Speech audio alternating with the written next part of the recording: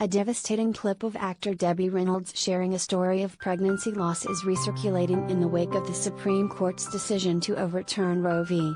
Wade.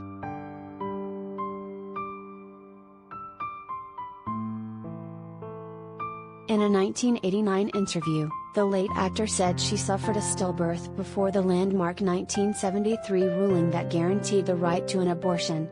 Due to pre-Roe anti-abortion laws, doctors refused to remove the fetus even after it died inside of her about 7 months into her pregnancy, she said.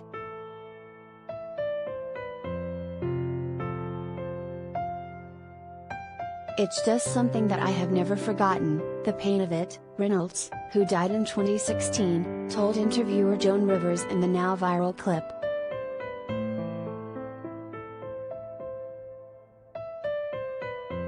Reynolds explained to Rivers that at the time, she already had 2 children, Todd and actor Carrie Fisher, with her ex-husband Eddie Fisher.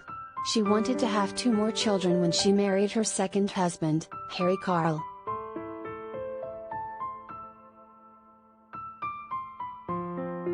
Reynolds said that when she and Carl tried to have another child, she became pregnant easily, but lost the pregnancy in her 3rd trimester.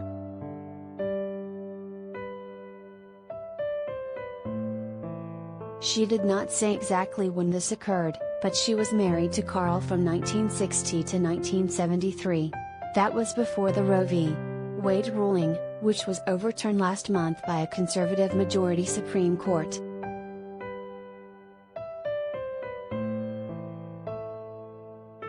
The court's ruling opened the door to state-level abortion bans, which already have dramatically restricted access to reproductive health care in some states, which experts have warned will lead to trauma, danger and even death.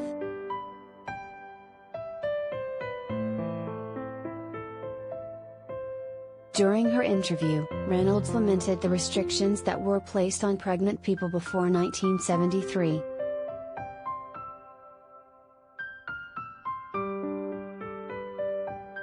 In those days, there were no abortions allowed, whether you were ill, whether you were raped, whether the child died, which is disgusting to think there is those laws.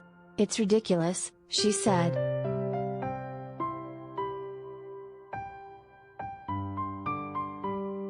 Reynolds said that once she and her doctors discovered what had happened, she was told she had to carry the fetus to full term.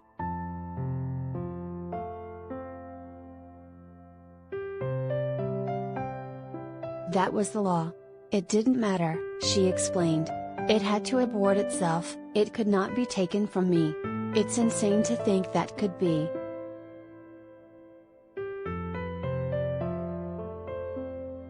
Reynolds explained that there was an emotional toll involved with continuing to appear visibly pregnant. She said people asked her questions such as, "How's the baby? What name are you going to name the baby?"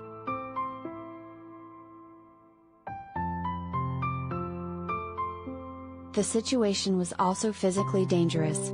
Doctors eventually removed the fetus because her life was at risk, but first a board had to take a vote, she said.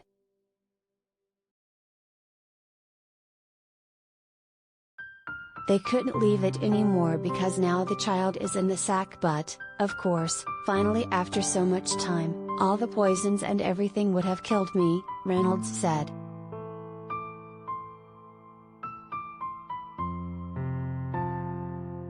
She said that it took her over a year to get rid of the poisons that they put in me and all this junk to take this child out. Afterwards, Reynolds said she was lucky enough to get pregnant again, but it resulted in a stillbirth.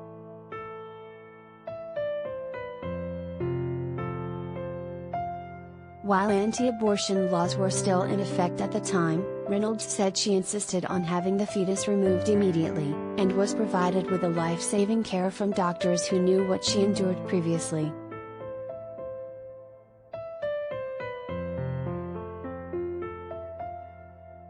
The same thing happened. Second baby dies, just like that, Reynolds said. This time, I said, I don't want to know from Congress. I don't want to know from any of you. You are taking this baby now.